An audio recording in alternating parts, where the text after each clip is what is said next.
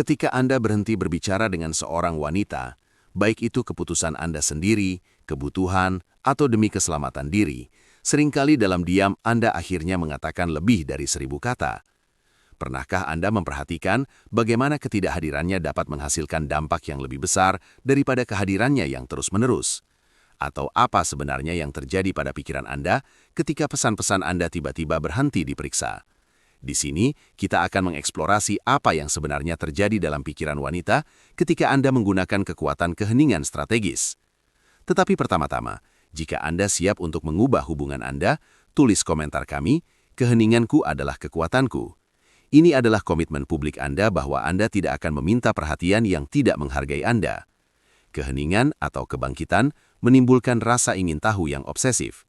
Ketika Anda tiba-tiba berhenti berbicara dengannya, hal pertama yang terjadi adalah korsleting mental yang nyata.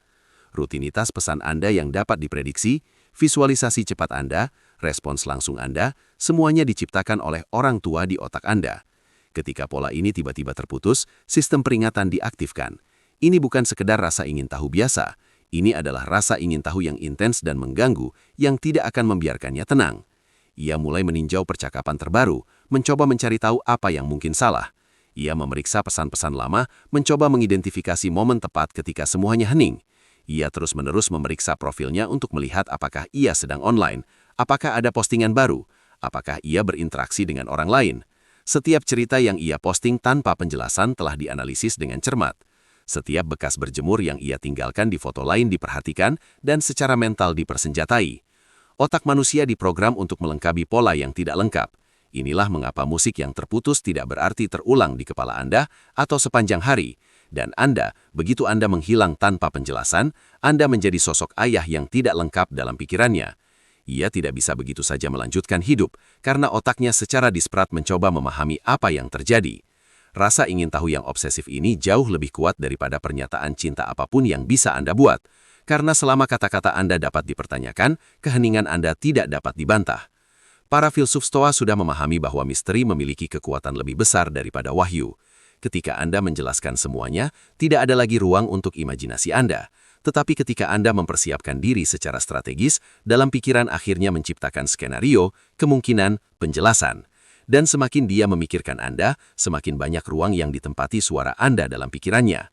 Ironis tetapi benar, Anda tidak pernah begitu hadir dalam hidup Anda ketika Anda tidak hadir. Kedua, penilaian ulang yang dipaksakan. Sesuatu yang menarik terjadi ketika Anda berhenti tersedia.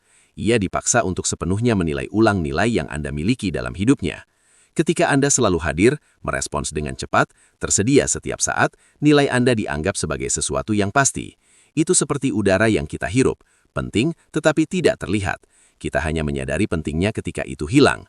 Sekarang, tanpa kehadirannya yang konstan, ia mulai menyadari kekosongan itu. Pesan selamat pagi yang tadinya mencengkelkan kini hilang.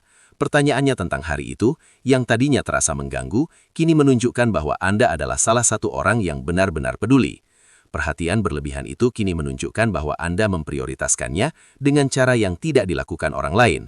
Proses penilaian ulang ini menyakitkan, karena disertai penyesalan. Ia mulai mempertanyakan apakah ia adil seperti apa adanya.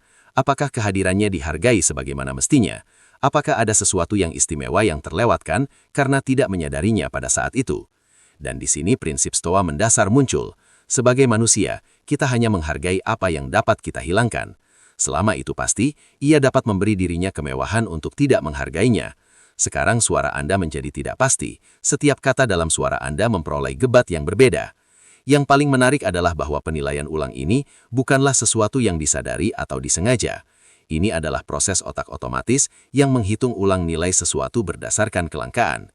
Ekonom menyadari prinsip kelangkaan, psikolog menyadari reaktansi psikologis. Tetapi kaum Stoa tahu bahwa keterpisahan strategis mengungkapkan kebenaran yang disembunyikan oleh kedekatan yang berlebihan.